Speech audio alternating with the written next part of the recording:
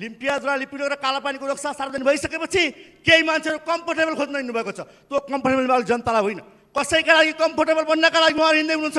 तर नेपाली जनताले सबै हिसाब किताब गर्दैछन्। सभामुख महोदय, नेपाली काङ्ग्रेसमा मेरो एउटा प्रश्न छ। 27वटा राष्ट्रिय कम्पनी निजीकरणको नाममा कौडीको मूल्यमा बेचिएर ती 27वटा राष्ट्रिय कम्पनी कुलास भएका छन्। संसद विघटन गरेर आँखा चिम्लेर आफ्ना नाटक र नौटङ्की देखाउँदै सरकारका प्रतिनिधिहरू हिँड्नुभयो। उहाँहरूले नै फेरि यो सरकारमा आएर प्रधानमन्त्रीको कुर्सीमा कुन सुलेसन लागेको छ थाहा छैन, त्यहाँ टाँसिएर बस्नु भएको छ। प्रधानमन्त्री स्वरोजगार हुनुहुन्छ, राष्ट्रपति स्वरोजगार हुनुहुन्छ, मन्त्रीज्यूहरू स्वरोजगार हुनुहुन्छ। हामी सांसद पनि अहिले स्वरोजगार भएका छौँ।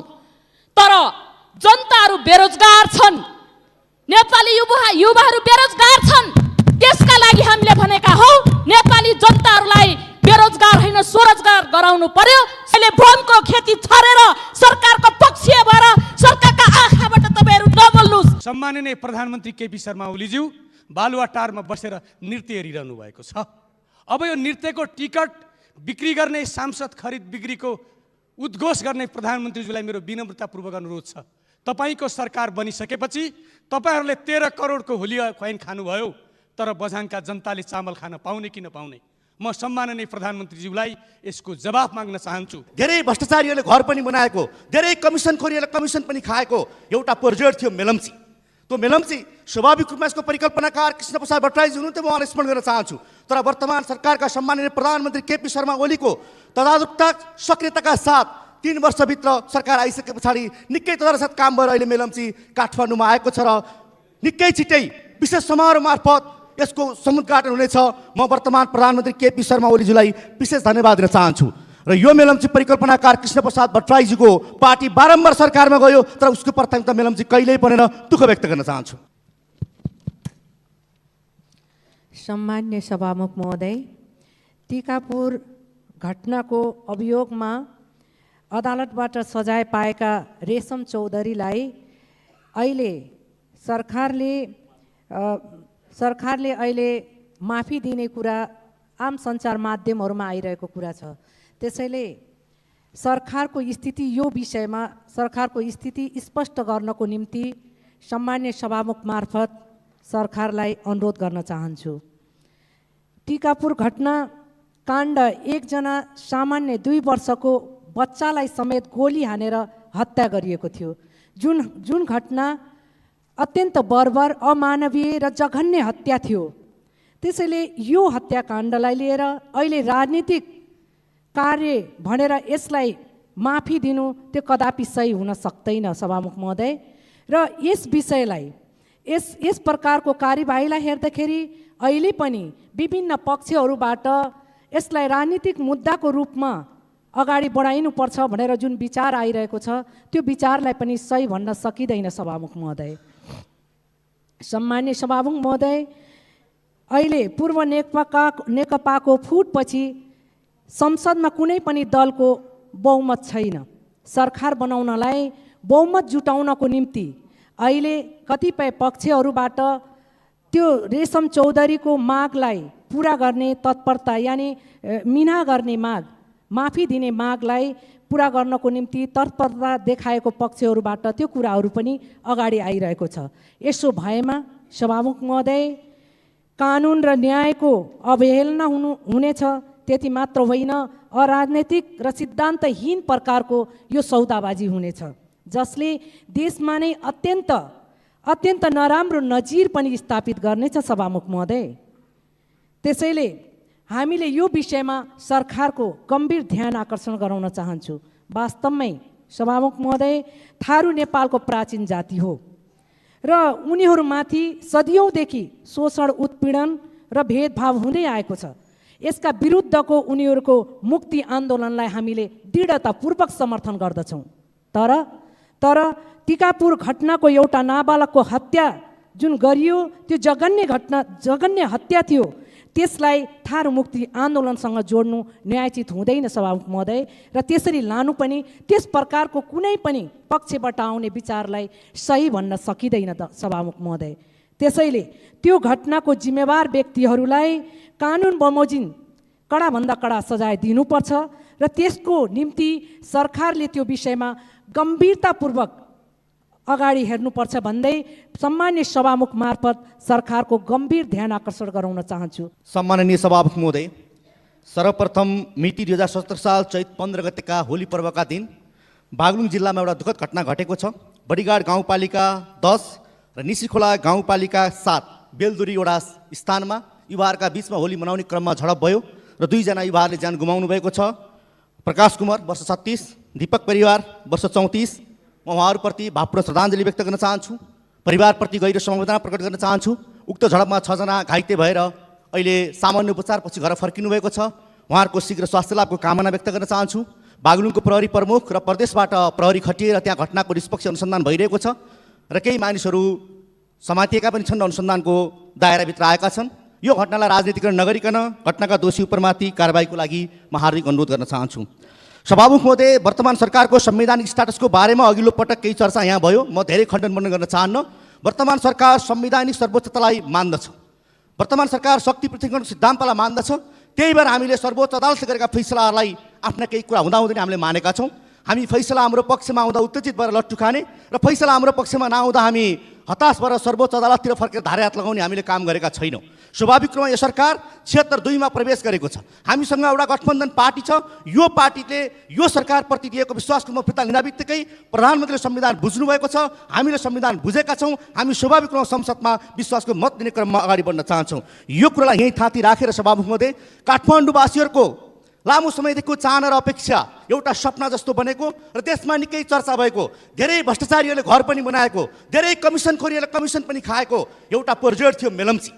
त्यो मेलम्ची स्वाभाविक रूपमा यसको परिकल्पनाकार कृष्णप्रसाद भट्टराईजी हुनुहुन्थ्यो, म उहाँलाई स्मरण गर्न चाहन्छु। तर वर्तमान सरकारका सम्माननीय प्रधानमन्त्री केपी शर्मा ओलीको तदारुकता सक्रियताका साथ 3 वर्षभित्र सरकार आइसके पछाडि निकै तदारुकताका साथ काम भएर अहिले मेलम्ची काठमाडौँमा आएको छ र निकै छिट्टै विशेष समारोह मार्फत यसको समुद्घाटन हुनेछ। म वर्तमान प्रधानमन्त्री केपी शर्मा ओलीजीलाई विशेष धन्यवाद दिन चाहन्छु र यो मेलम्ची परिकल्पनाकार कृष्णप्रसाद भट्टराईजीको पार्टी बारम्बार सरकारमा गयो तर उसको प्राथमिकता मेलम्ची कहिल्यै बनेन, दुःख व्यक्त गर्न चाहन्छु। सभामुख महोदय, सरकारले केही गरेन भने डबलीमा छलफल हुन्छ। जनताका प्रतिनिधिहरू यहाँ छन्, सार्वभौम संसद यहाँ छ, सार्वभौम जनताले चुनेका प्रतिनिधिहरू यहाँ छन्, तर सरकार पनि छलफल कहाँ हुन्छन्? डबलीमा हुन्छ। छलफलका आयोजकहरू कोन? लामो समयदेखि एनजिओ र आइएनजिओको प्रभावमा परेर नेपालमा काम गरेर केही मान्छेहरू जम्मा गर्छन् र सरकार परिवर्तनको बहस गर्न चाहन्छन्। म चुनौती दिएर भन्न चाहन्छु, सरकार बनाउने त औपचारिक थलो भनेको संसद हो र संसद त्यसमा सक्षम छ। त्यसकारण सरकार पनि डबलीमा होइन, संसदमा हो। यति कुरा निवेदन गरिसके पछाडि केही साथीहरूले वर्तमान सरकारले केही पनि गरेन भनेर चर्को स्वरमा बोल्नुभएको छ। म तथ्याङ्क मात्रै राख्न चाहन्छु। तथ्याङ्क के राख्न चाहन्छु भने वर्तमान सरकार आइसके पछाडि 3047 किलोमिटर बाटो कालोपत्र भएको छ र हालका दिनमा दैनिक 10 किलोमिटर बाटो कालोपत्र हुने अभियान चलेको छ। के विकास होइन? आज 557वटा झोलुङ्गे पुल 3 वर्ष, मोटरेबल पुल 3 वर्षमा निर्माण भएका छन् र प्रारम्भिक कामहरू अगाडि बढेका छन् र धेरै पुलहरू निर्माण हुन्छन्। के विकास होइन? अर्को पनि तथ्याङ्क राख्न चाहन्छु, झोलुङ्गे पुल। म त झोलुङ्गे पुलको जिल्लाकै मान्छे हो। नेपालमा अहिलेसम्म 8601वटा झोलुङ्गे पुल बनेका छन्। विचित्रता के छ सभामुख महोदय भने विगत 74 वर्षमा जम्मा 7178 झोलुङ्गे पुल बनेछन्। हिसाब निकाल्नुभयो भने वर्षमा एउटा जति पर्न जान्छ होला। तर यही सरकार आएपछि 1433वटा झोलुङ्गे पुल निर्माण भएका छन्। अनि डबलीमा बस्ने मान्छेलाई के थाहा हुन्छ गाउँ गाउँमा झोलुङ्गे पुल भएको कुरा? मैले भन्ने गरेको छु, लोकतन्त्र डबलीमा खोजेर पाइँदैन। लोकतन्त्र खोज्न जनताको आँगनमा जानुपर्छ जहाँ सरकार उपस्थित भएको छ। सम्माननीय सभामुख महोदय, नेपाल सुरुङ मार्गमा प्रवेश गरेको छ र हामी धेरै ठाउँमा सुरुङ मार्गका सम्भाव्यता अध्ययन गरेका छौँ र सुरुङ मार्गको युगमा नेपाल प्रवेश गर्ने आफैमा महत्त्वपूर्ण उपलब्धि हो। अर्को पनि मसँग तथ्याङ्क छ। नेपालमा एउटा मात्र विमानस्थल थियो, यतिखेर 2वटा अन्तर्राष्ट्रिय विमानस्थल बन्दैछन्। भैरवा विमानस्थल जहाँ 94% काम सम्पन्न भएको छ कोभिडका बिचमा। अर्को विमानस्थल भनेको पोखरा विमानस्थल हो जहाँ 70% काम भएको छ यही कोभिडका बिचमा। सबै राजमार्गहरू चौडा गर्ने, चाहे पोखरा मुगलिङ होस् चाहे मुगलिङ नौबिसे होस्, सबै यात्री संस्थाहरूसँग सम्झौता भएका छन् र कामहरू प्रारम्भ भएका छन्। तराई हुलाकी राजमार्गको प्रसङ्ग चल्यो, यो पनि एउटा ड्रिम प्रोजेक्ट जस्तै थियो। 21वटा जिल्लालाई जोड्ने तराई हुलाकी राजमार्ग आज द्रुत गतिमा काम भएको छ। स्वयं तराईबाट प्रतिद्वन्द गति मान्यज्यूले पनि कुरा उद्घार गर्नुभयो। त्यति मात्रै होइन, खर्का छानामुनि बस्ने गरिब जनताहरूलाई वर्तमान सरकारले 1 वर्षमा 1,81,000 खर्का छाना जस्ता पाटाबाट विस्थापित गर्दैछ। डबलीमा बस्नेलाई मेरो प्रश्न छ, गाउँका जनतालाई गएर सोध प्रजातन्त्र भनेको के हो? प्रजातन्त्र भनेको जनताको जीवन बदल्ने कुरा हो र आज खर्का छाना मुनि बस्ने मान्छेहरूको जीवन बदलिन्छ सभामुख महोदय। त्यति मात्र होइन, यो देशमा लामो समयसम्म सुकुम्बासी समस्या थियो। वर्तमान सरकार आइसके पछाडि, वर्तमान सरकारले कानुन निर्माण गरिसके पछाडि सुकुम्बासी समस्यालाई समाधान गर्नका लागि 77 जिल्लामा भूमि व्यवस्था आयोगहरू गठन भएका छन् र छिट्टै सुकुम्बासी जनताले आफ्नो हातमा लाल पूर्जा पाउनेछन्। यो सरकारको अर्को महत्त्वपूर्ण उपलब्धि हो। स्वास्थ्यको सन्दर्भमा सभामुख महोदय, सबै जिल्लामा स्वास्थ्य बीमा लागू भएको छ। कोभिड-19 को बेला नेपालले सबैभन्दा प्रभावकारी ढङ्गबाट काम गरेको भन्ने कुरा मैले होइन, WHO ले भनेको छ। प्रत्येक गाउँपालिका नगरपालिकामा 5 देखि 1500 अस्पतालहरू निर्माण भएका छन्। ऊर्जाको क्षेत्रमा हाल 1400 मेगावाट ऊर्जा हामीले चलान गरेका छन्। स्मरण गरौँ, सन् 1911 मा फर्पिङमा जलविद्युत पहिलो पटक बन्यो, तर यही सरकार आएपछि विगत 3 वर्षमा 133 मेगावाट सरकारले जोड्न सफल भएको छ राष्ट्रिय प्रसारण लाइनमा र छिट्टै अपरतामा कसी 456 मेगावाटको विद्युत प्रसारणमा जोडिँदैछ। यसले नेपाललाई ऊर्जाको क्षेत्रमा नयाँ फड्को मारेको छ। पुनर्निर्माणका सबै कामहरू अन्तिम चरणमा छन् र सबैभन्दा महत्त्वपूर्ण उपलब्धि सन् 2026 सम्म नेपाल कम विकसित मुलुकबाट विकसित मुलुकको सूचीमा प्रवेश गर्ने सुनिश्चित भएको छ। बधाई छ वर्तमान सरकारलाई। चाहे डुइङ बिजनेसको रिपोर्ट भन्नुहोस्, चाहे वर्ल्ड ब्याङ्कको रिपोर्ट भन्नुहोस्, चाहे ग्लोबल पिस इन्डेक्सको रिपोर्ट भन्नुहोस्, चाहे ह्याप्पिनेसको रिपोर्ट भन्नुहोस्, सबै रिपोर्टमा नेपाल राम्रो छ र अस्ति भर्खर एउटा रिपोर्ट प्रकाशित भएको छ। दक्षिण एसियामा सबैभन्दा खुसी मान्छे रहने देश नेपाल भनेर त्यहाँ सूचीकृत भएको छ। राजनीतिक स्थायित्वको लागि पृथकतावादको अन्त्य भएको छ। विप्लव समूह शान्ति र प्रतिस्पर्धात्मक राजनीतिक प्रणालीमा आएको छ। संविधानको दायराभित्र सबै आउनुभएको छ। त्यसका राजनीतिक स्थायित्वको सुनिश्चितता भएको छ। अन्तर्राष्ट्रिय आयाममा अन्तर्राष्ट्रिय सम्बन्धमा आयाम थपिएको छ। लिम्पियाद्वारा लिपिलेको र कालापानी नक्सा सार्वजनिक गर्यौँ। अहिले वार्ता चलिरहेको छ। लिम्पियाद्वारा लिपिलेको र कालापानीको नक्सा सार्वजनिक भइसकेपछि केही मान्छेहरू कम्फर्टेबल खोज्न हिँड्नुभएको छ। त्यो कम्फर्टेबल जनतालाई होइन, कसैका लागि कम्फर्टेबल बन्नका लागि उहाँहरू हिँड्दै हुनुहुन्छ। तर नेपाली जनताले सबै हिसाब किताब गरेछन्। सभामुख महोदय, चीनसँग पारमाणु सन्धि सम्झौता गरिएको छ र विश्व मञ्चमा दुनियाँले चिन्न सक्ने, दुनियाँले सुन्न सक्ने, दुनियाँले देख्न सक्ने र बोल्न सक्ने नेपाल भएको छ। अन्तर्राष्ट्रिय प्रतिष्ठा नयाँ उचाइमा पुगेको छ। सभामुख महोदय, र औद्योगिक क्रान्तिका शिलान्यासहरू भएका छन्। नेपाली काङ्ग्रेसमा मेरो एउटा प्रश्न छ। 27 वटा राष्ट्रिय कम्पनी निजीकरणको नाममा कौडीको मूल्यमा बेचिएर 27 राष्ट्रिय कम्पनी कुलास भएका छन्। गते संविधानमाथि कुठाराघात गर्नुभयो र जनताको प्रतिनिधित्व भएको यो संविधान सार्वभौम सत्ता सम्पन्न सङ्घीय संसदलाई विघटन गरेर ठुलो जनतामाथि जनताको मतलाई अपमान गर्नुभयो। यो असंवैधानिक थियो, यो अलोकतान्त्रिक थियो र यो प्रतिगमनै थियो। सम्माननीय सभामुख महोदय, यो मैले मात्र भनेको होइन, आम नेपाली नागरिकहरूले यो कुरा भनेर आन्दोलनमा उत्रिएका थिए।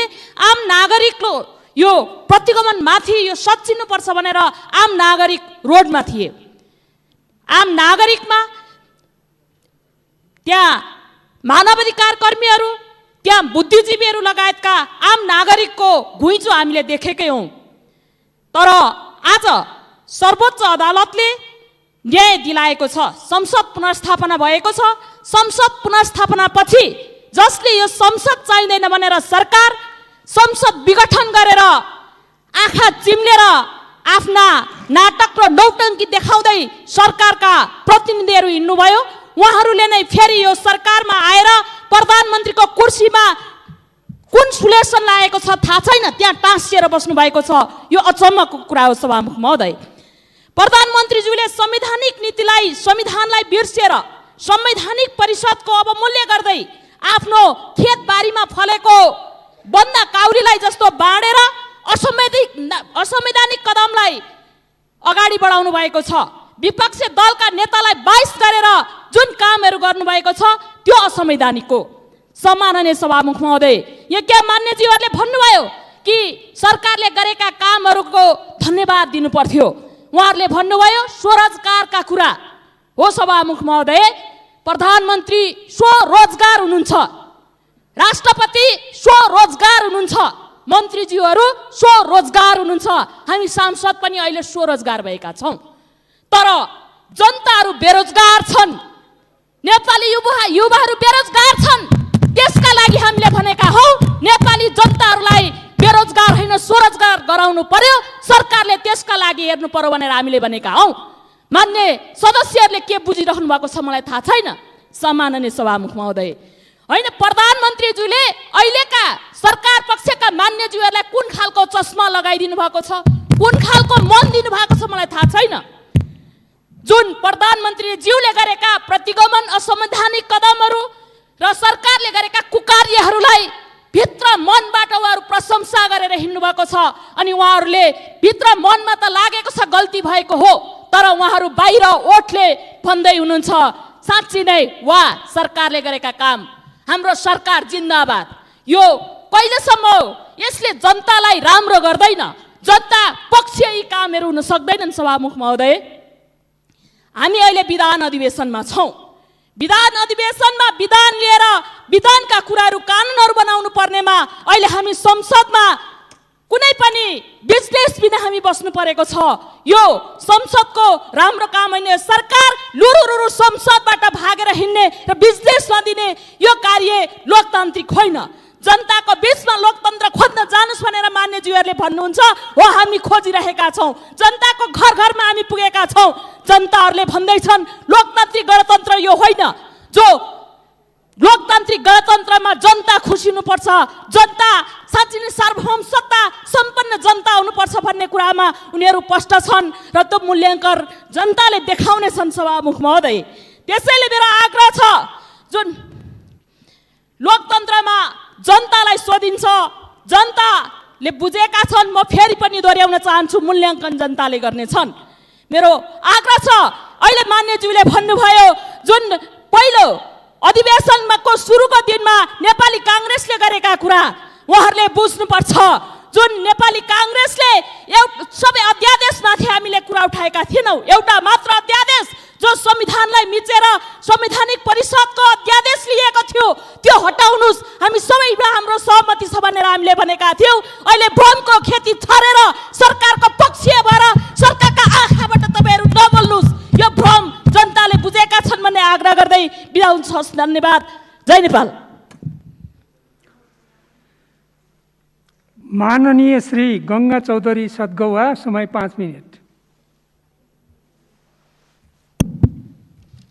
सम्माननीय सभामुख महोदय, सम्माननीय प्रधानमन्त्री केपी शर्मा ओली ज्यूको नेतृत्वको सरकारले निर्धक्कसँग काम गर्ने वातावरण नपाएको असहज परिस्थितिमा पनि सरकारले गरेका राम्रो कामहरूमध्ये तराईमा सीके राउतको नेतृत्वमा भूमिगत रूपमा सशस्त्र आन्दोलनमा उत्रिएको शक्तिलाई र त्यसपछि हालसालै मात्र नेत्र विक्रम चन्दको नेतृत्वमा सशस्त्र आन्दोलनमा उत्रिएको माओवादी शक्तिलाई पनि शान्तिपूर्ण राजनीतिमा ल्याउन सफल हुनु पनि हो।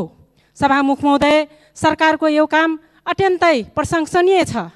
त्यसै गरी सांसद रेशम चौधरी लगायत टिकापुर थरुहट आन्दोलनमा 58 जनामाथि लगाएका झुठा मुद्दा फिर्ता गर्ने सन्दर्भमा पनि म आफ्नो धारणा राख्न चाहन्छु। सभामुख महोदय, दुनियाँको नजरमा रेशम चौधरी अपराधी हुन् भन्ने भ्रम परेको छ। अपराधीको पक्षमा गङ्गा चौधरीले आवाज उठाइन् भन्ने लाग्न पनि सक्दछ, तर म दावाको साथ भन्न सक्दछु कि रेशम चौधरी लगायत 58 जना निर्दोष छन्।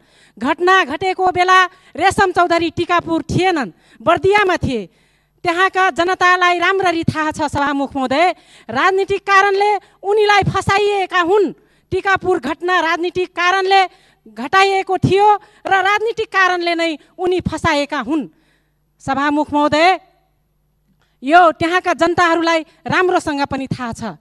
म भन्न चाहन्छु, यो यसमा कुनै शङ्का पनि छैन। सभामुख महोदय, यो घटना घटाएपछि भएको आम निर्वाचनमा कुनै प्रचार प्रसार बेगर त्यहाँका जनताबाट भारी बहुमतले संसदमा विजय हुनु यो नै निर्दोषिताको बलियो प्रमाण हो। सभामुख महोदय, 100 जना अभियुक्तमा 59 जना अभियुक्त छुटे पनि छुटुन्, तर 1 जना निर्दोष मान्छे सजाय पाउनु हुन्न भन्ने न्यायिक मान्यता र सिद्धान्त पनि छ।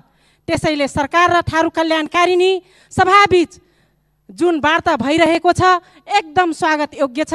त्यसले सार्थकता पाओस्, शुभकामना छ, सफल होस् अपेक्षा गर्दछु। सभामुख महोदय, अब एउटा काममा सरकारको विशेष ध्यान आकर्षण गराउन चाहन्छु कि माओवादीको 10 वर्षे सशस्त्र आन्दोलनको बेलामा हजारौंको सङ्ख्यामा जनधनको क्षति भयो, हजारौं नागरिकहरूको नागरिकहरू मारिए, अङ्गभङ्ग भए, घरबारविहीन भए, बेपत्ता पारिए, त्यस विषयमा उचित समाधानका लागि सत्य निरूपण तथा मेलमिलाप आयोग र बेपत्ता पारिएका नागरिक सम्बन्धी छानबिन आयोग गठन गरियो। तर ती आयोग निष्प्रभावी छन्, प्रयोजनविहीन छन्, जबकि ती आयोगको नाममा करोडौँ रकम स्वाहा भइसकेको छ।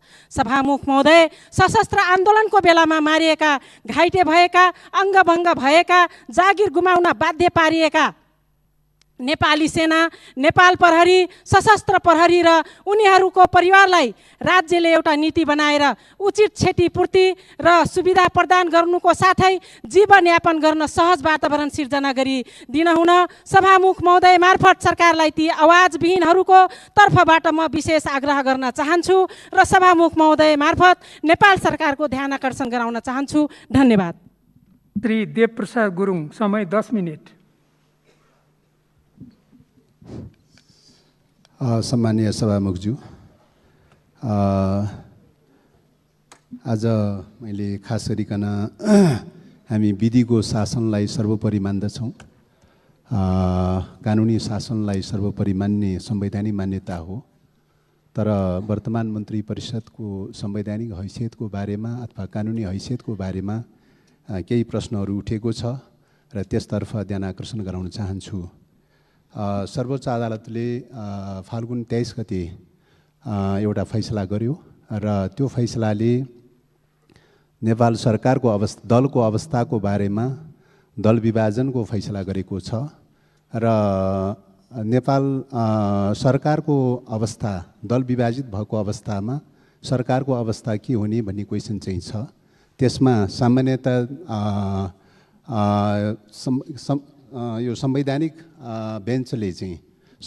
बेन्चले अथवा फुल बेन्चले चाहिँ फाल्गुन 11 गतिको फैसलामा सरकारको अवस्थाको बारेमा, सरकार संसद विघटन गर्दाको अवस्थामा सरकारको अवस्थाको बारेमा क्षेत्र 1 अनुसारको सरकार नै हुने भन्ने कुरा चाहिँ थियो।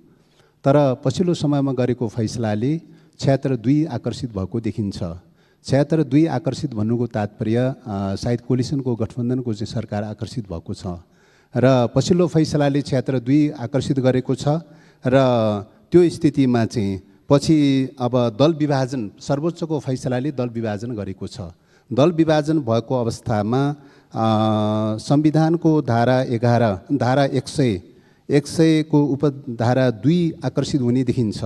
किन भन्दाखेरि त्यसमा भनिएको छ प्रधानमन्त्रीले प्रतिनिधित्व गर्ने दल विभाजित भएमा वा सरकारमा सहभागी दलले समर्थन फिर्ता लिएमा 30 दिनभित्र प्रधानमन्त्रीले सदनबाट विश्वासको मत लिनुपर्नेछ भनेर भनेको छ। दल विभाजित भएमा वा संलग्न घटकहरूले चाहिँ अथवा चाहिँ सहभागी घटकले प्रस्ताव फिर्ता लिएमा भन्ने चाहिँ छ, समर्थन फिर्ता लिएमा भन्ने चाहिँ छ। त्यो अवस्थामा पहिलो कुरा दल विभाजन सर्वोच्च अदालतले गरिदिएको छ।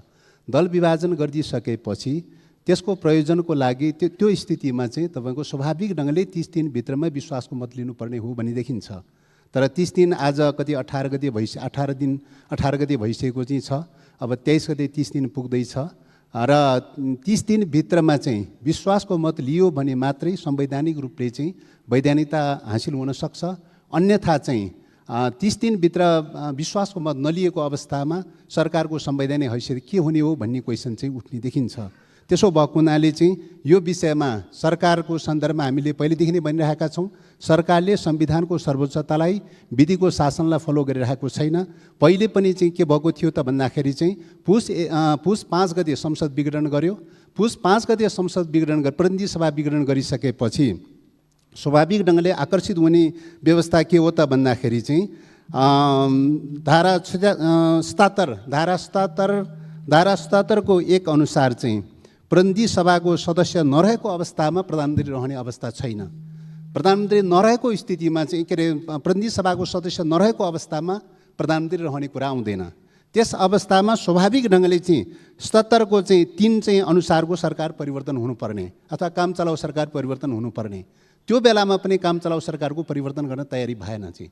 र नेपालको प्र्याक्टिस, संसदीय प्र्याक्टिस हेर्दाखेरि 47 सालको संविधानमा पनि 4 पटकसम्म चाहिँ तपाईँको चाहिँ संसद भङ्ग गरेको छ, 4 पटक केयरटेकरमा गएको छ अथवा काम चलाउ सरकारमा गएको छ।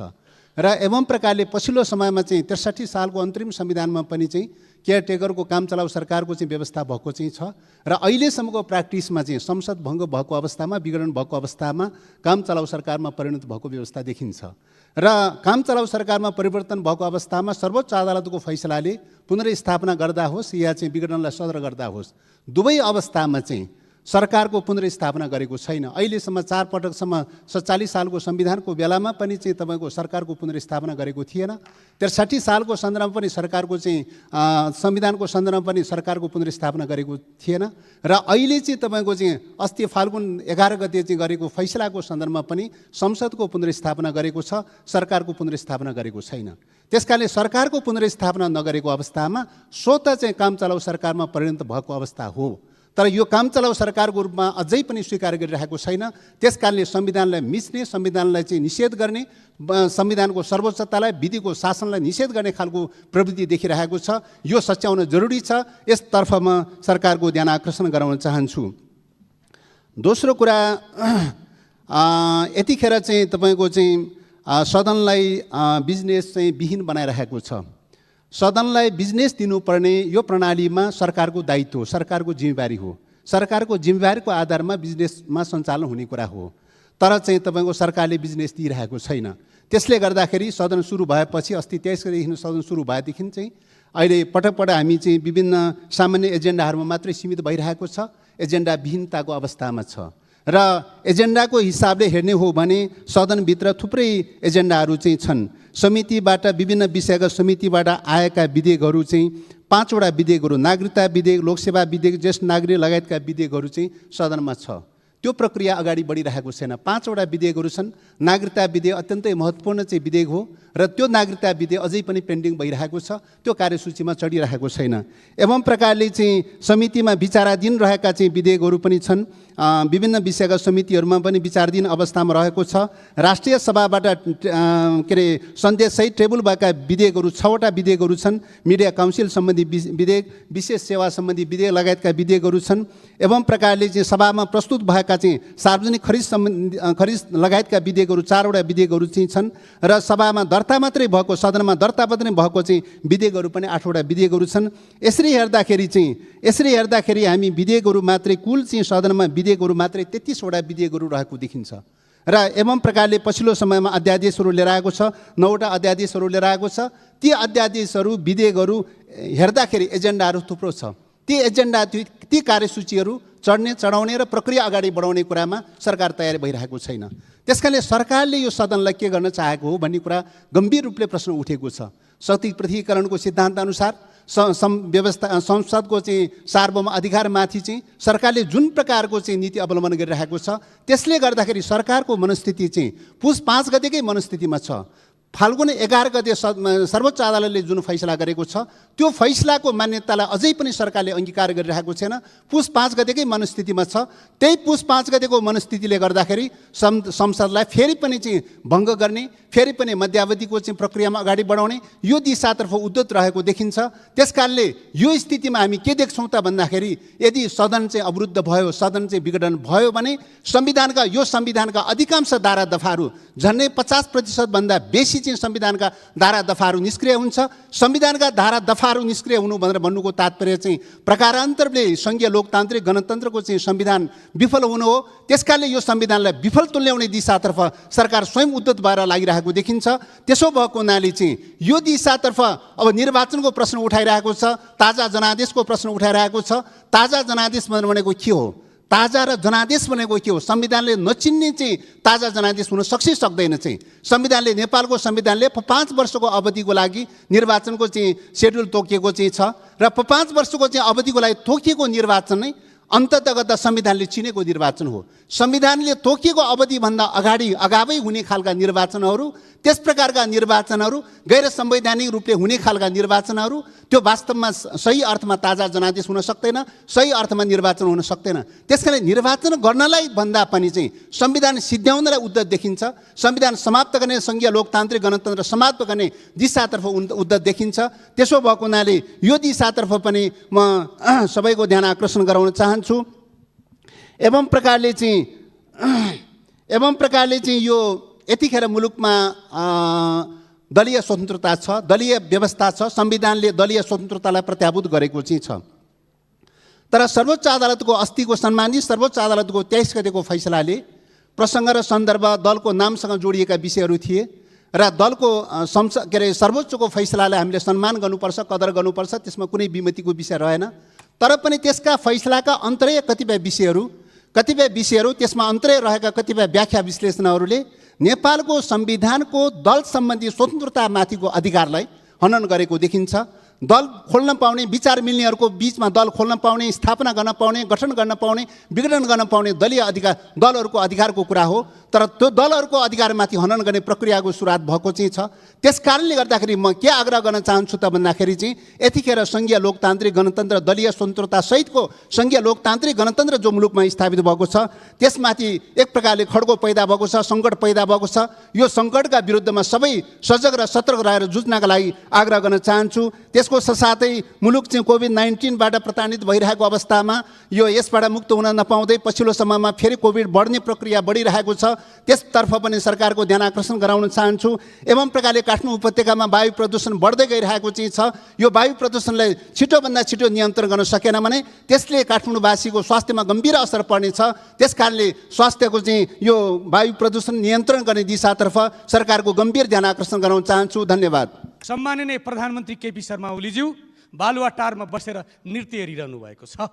अब यो नृत्यको टिकट बिक्री गर्ने, सांसद खरिद बिक्रीको उद्घोष गर्ने प्रधानमन्त्रीज्यूलाई मेरो विनम्रतापूर्वक अनुरोध छ। तपाईँको सरकार बनिसकेपछि तपाईँहरूले 13 करोडको होली खुवाइन खानुभयो, तर बझाङका जनताले चामल खान पाउने कि नपाउने?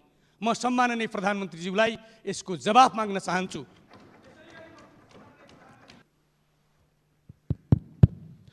सभामुख महोदय, संसदको पुनर्बहाली भएको छ। जनताको 5 वर्षको जनादेशलाई रक्षा गर्न सभामुखज्यूले स्वयं जुन प्रत्यक्ष भूमिका निर्वाह गर्नुभयो त्यसका लागि आभार व्यक्त गर्न चाहन्छु। साथै सम्मानित अदालतप्रति जनताको विश्वास तथा भरोसा जागेको अनुभूति भएको छ। लोकतन्त्रको लागि सुखद सन्देश प्राप्त भएको छ। शक्ति पृथ्वीकरणको सिद्धान्तको प्रत्याभूति भएको छ। नेपाली जनता अत्यन्त हर्षित भएका छन्। सभामुख महोदय, जनताले अहिले चुनाव चाहेका छैनन्। जनताले कोरोनाबाट राहत खोजेका छन्, आर्थिक मन्दीबाट राहत खोजेका छन् र जनता अहिले त्यही चाहिरहेका छन्, चुनाव चाहिरहेका छैनन्। सभामुख महोदय, मेलम्चीको पानी काठमाडौँ सहरमा आएको छ। म सन्त नेता कृष्णप्रसाद भट्टराईप्रति काठमाडौँ जनताका तर्फबाट स्मरण गर्न चाहन्छु, उहाँप्रति आभार व्यक्त गर्न चाहन्छु। सभामुख महोदय, यही चैत 5 गते आइतबार फाउ पूर्णिमाको दिन बागलुङ र प्युठान जिल्लाको सिमानामा पर्ने बडीगाउँ गाउँपालिका नम्बर 10 बल्दे धुरामा घटेको हिंसात्मक घटनाप्रति हाम्रो गम्भीर ध्यान आकर्षण भएको छ। नेपाली काङ्ग्रेस जिल्ला कार्य समितिका सदस्य प्रकाश कुमार र कार्यकर्ता दीपक परियारलाई साङ्घातिक हमला गरी हत्या र अन्य व्यक्तिहरूलाई घाइते बनाएको घटनाले नेपाली काङ्ग्रेस घोर भर्त्सना गर्दछ। अपराधिक मानसिकताका साथ जघन्य अपराध गर्ने जो कुनैले उन्मुक्ति नपाओस् भन्ने हाम्रो ठहर छ। तसर्थ उक्त घटनाको छानबिन गरी हत्यामा संलग्न व्यक्तिलाई अविलम्ब पक्राउ गरी कानुनी कारबाही गर्न सरकारसँग जोरदार माग गर्दछु। सभामुख महोदय, घटनामा परि घाइते हुनुभएका व्यक्तिहरूको शीघ्र स्वास्थ्य लाभको कामना गर्दै उहाँहरूप्रति उचित स्वास्थ्य उपचारको लागि सरकार समक्ष माग गर्दछु। साथै ज्यान गुमाउने प्रति गहिरो दुःख व्यक्त गर्न चाहन्छु। सभामुख महोदय, अहिले म्यानमारको घटनाका सम्बन्धमा म्यानमारका पछिल्लो केही दिन यता सैनिक सरकारले नागरिक प्रदर्शनमा नरसंहार गरिरहेको छ घटना र प्रवृत्ति अत्यन्त अमान्य र निन्दनीय छ। जनतामाथिको दमन तत्काल रोकेर निर्वाचित सरकार बहाल गर्ने, लोकतन्त्रवादी नेत्री आङ सान सुकी लगायत सबैलाई रिहा गर्न र लोकतन्त्र पुनर्स्थापित गर्न म्यानमारको सैनिक सत्तामाथि विश्वव्यापी रूपमा तीव्र दबाव बढाउन आवश्यक देखिएको छ। सैनिक सरकारले निर्दोष लोकतन्त्रमाथि विश्वास राख्ने 500 भन्दा बढी नागरिकको हत्या गरेको छ। विश्वभर विश्वमा जहाँ पनि हुने लोकतान्त्रिक आन्दोलनप्रति समर्थन र एकमतता जनाउने नीति नेपाली कङ्ग्रेसले लिँदै आएको छ। म्यानमारको पछिल्लो कु लगत्तै विरोध प्रकट गरेर त्यहाँ भइरहेको घटनाक्रमलाई हामी निरन्तर निहालिरहेका छौँ। सैनिक सत्ताले मचाएको रक्तपात रोक्न म्यानमारको जनताको पक्षमा विश्वभरबाट आवाज उठ्न आवश्यक भएको छ। सभामुख महोदय, दमनका विरुद्ध लोकतन्त्रका पक्षमा फेरि पनि आफ्नो अभिमत प्रकट गर्दै म्यानमारका जनताको पक्षमा प्रष्ट रूपमा उभिएर आवश्यक अन्तर्राष्ट्रिय पहल कदमी गरिनुपर्ने आवश्यक र अभियानको पक्षमा एकबद्धता हुन नेपाली कङ्ग्रेस सबै दल सङ्घ संस्थालाई आह्वान गर्दछ। सभामुख महोदय, अहिले मैले मेलम्चीको खानेपानीको चर्चा उठायो। नेपाल काठमाडौँवासीको लागि अत्यन्त सुखद दिन हो। सभामुख महोदय, यो कसैको जस्ट अबजस्ट भन्नुभन्दा पनि हाम्रा सन्त नेता कृष्णप्रसाद भट्टराईले जुन सपना देख्नु भएको थियो, काठमाडौँ भ्यालीका जनता अत्यन्त काकाकुल अवस्थामा रहेको हामीलाई सर्वविदित छ। त्यो काकाकुल अवस्थाबाट कसरी काठमाडौँवासीलाई खानेपानी उपलब्ध गराउन सकिन्छ भनेर आजको 30 वर्ष पहिला जुन उहाँले सपना देख्नुभयो, आज सबैले त्यो खानेपानी प्राप्त गरेको छ। यो सबैको लागि खुसीको विषय हो। यो 30 वर्ष पहिलाको जस लिने कि अहिले सरकारले धारामा पानी ल्याएर जस लिने, यो ठुलो कुरो होइन। काठमाडौँवासी जो 77 जिल्लाबाट यहाँ आउनुभएको छ, सबैले खानेपानी पाउनु भएको छ, यो कुरा हो। र हिजो 30 वर्षमा गरेको काम अहिले मैले धारामा पानी झऱ्यो भनेर मैले नै गरेँ भनेर यो हुङ्कार चाहिँ यो सदनमा चाहिँ कति त्यो न्यायोचित हुन्छ। सभामुख महोदय, त्यसकारण फेरि पनि पुनः यो संसदको नाताले, आज संसदको नाताले यहाँ जुन बोल्न पाइयो, आज हाउस फेरि पुनर्बहाली भएको छ। सभामुखज्यूले जुन प्रत्यक्ष भूमिका खेल्नुभयो उहाँप्रति नतमस्तक भएर आभार व्यक्त गर्दै मेरो भनाइ यी टुङ्गाउँछु। धन्यवाद। जय नेपाल।